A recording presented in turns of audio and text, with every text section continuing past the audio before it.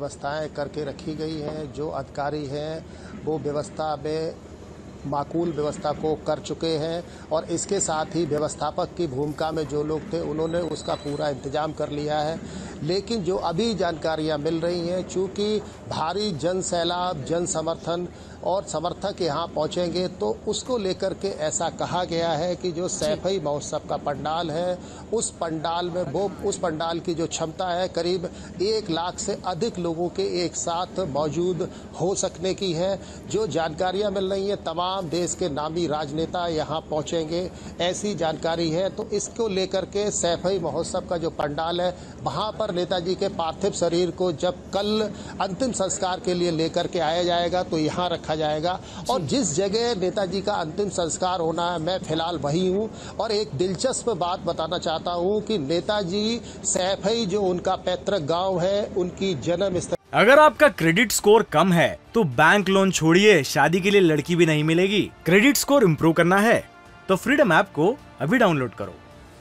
है उसको राष्ट्रीयता और समाजवाद की एक बड़ा केंद्र बनाने की थी और इसी लिहाज से नेताजी ने यहाँ पर पिछले दिनों सैफई में करीब 160 फीट ऊंचा एक यहाँ पर पिलर स्थापित कराया, जिस पर समाजवादी पार्टी का झंडा लगवाया था, जिस झंडे को आज नेताजी के जननायक नेताजी के निधन के बाद उतार दिया गया है। फिलहाल ये झंडा कहीं न कहीं इस बात का इशारा कर रहा है कि उनका मसीहा, उनका नेता, जननायक अब इस दुनिया से विदा हो गया है।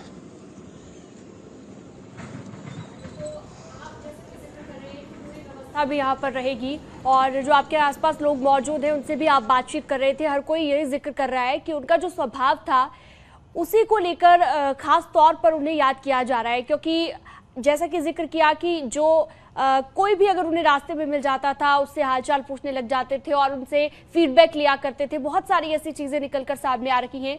जो आसपास आपके लोग मौजूद हैं उनसे बातचीत भी कीजिएगा और उनसे जानने की कोशिश कीजिएगा किस तरह से आज के दिन वो याद करना चाहेंगे और कोई ऐसा किस्सा वो दर्शकों के साथ साझा करना चाहे या फिर किस तरह से श्रद्धांजलि आज के दिन देना चाहेंगे नेताजी को।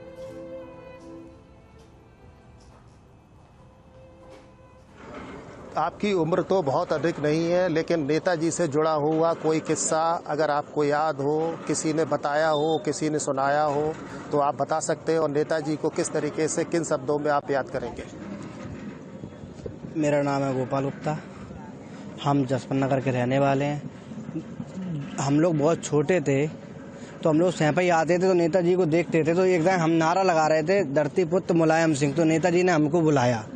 नेताजी ने कही क्या चाहते हो, आप कहाँ रहते हो, कितने पढ़ते हो, उनने पूरा पूछा। हमने कि हम ऐसे ऐसे पढ़ते हैं, पूरा पूछा उनने।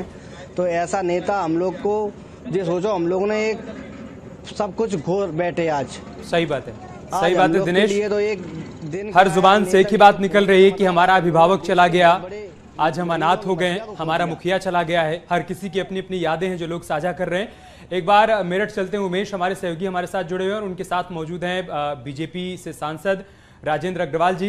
उमेश, आप बातचीत करिए राजेंद्र जी से, आज किन शब्दों में वो याद कर रहे हैं नेताजी मुलायम सिंह यादव को।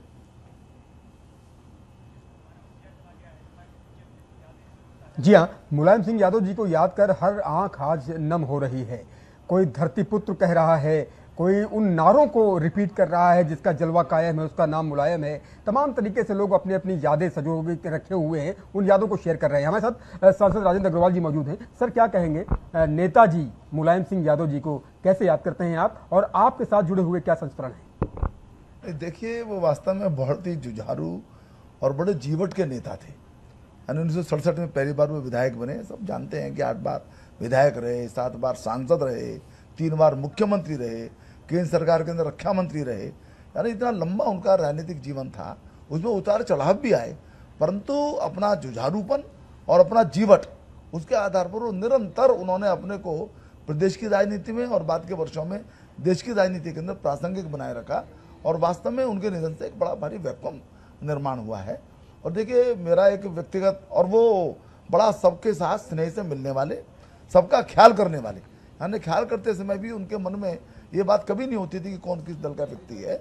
दलीय सीमाओं से उठ करके वो मदद करते थे और बहुत ही एक पारिवारिक भाव के साथ सबके साथ उनके संबंध रहते थे। अच्छा, मैं तो 2009 में पहली बार जब संसद में पहुंचा तो मैं तो उनको पहले से जानता था, भी हमारे नेता थे उत्तर प्रदेश के वो, परंतु मेरा उनसे वो मुझको सीधे नहीं जानते थे।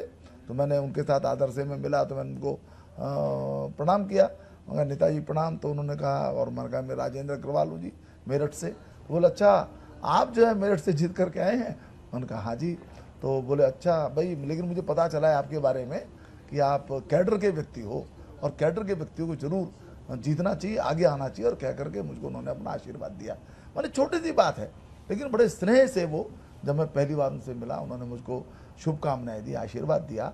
और तब से आज तक, अभी वो बहुत अस्वस्थ थे, लेकिन मैं बराबर देखता था कि वो हाउस में एक बार जरूर आते थे। कई बार तो उनको स्वयं चलने में कठिनाई होती थी, एक दो बार मैं भी उनको हाथ पकड़ करके हल्का सा सहारा देने की कोशिश करता था। तो यानी उनकी जो ये एक जीवन भर की जो तपस्या है, उनकी दृढ़ता है, और जो मैंने कहा जुझारूपन है, उनका जीवट है, वो अद्भुत है। और किसी भी राजनीतिक कार्यकर्ता के लिए वो एक सीखने लायक, अनुकरणीय चीज़ है। आप तो शायद इस वक्त संसद में मौजूद रहे हों जब मुलायम सिंह यादव जी ने प्रधानमंत्री को ये आशीर्वाद दिया था कि प्रधानमंत्री जी आप दोबारा प्रधानमंत्री बने, ये आशीर्वाद है, और इसकी काफी चर्चा भी हुई थी। आप उस वक्त सदन में शायद मौजूद रहे होंगे। बिल्कुल था। उन्होंने सभी को आशीर्वाद दिया। प्रधानमंत्री जी को कहा आप ही बन करके आओ, तो सब लोगों ने बड़ा तालियां बजाई, सबने बड़ा उनका सम्मान किया। लेकिन जो भी है, वो खुले मन के व्यक्ति थे। देखिए, हमारे राजनीतिक दृष्टि से बड़े उनसे मतभेद भी रहे, उनकी अलग दिशा थी, लेकिन वो सदैव गरीबों से जुड़े हुए, किसानों से जुड़े हुए, वंचितों से जुड़े हुए विषयों को हमेशा उठाते रहे, और उनकी दृष्टि में देश ही सर्वोपरि था। तो ऐसा एक यानी राष्ट्रीय व्यक्तित्व, और उत्तर प्रदेश की दृष्टि से तो उत्तर प्रदेश का बिल्कुल उत्तर प्रदेश की उनके बिना कल्पना की नहीं जा सकती, इस प्रकार का व्यक्तित्व गया है। बहुत मैं उनको बहुत ही आदर के साथ श्रद्धांजलि अर्पित करता हूँ। और हम सबको मिलजुल करके उनका जो एक अभाव निरपित होगा, उसको पूरा करने की भगवान सामर्थ्य दे। ठीक है उमेश, अखिलेश जी को वैचारिक मतभेद रहे जिसका जिक्र कर रहे राजेंद्र जी, लेकिन सभी दलों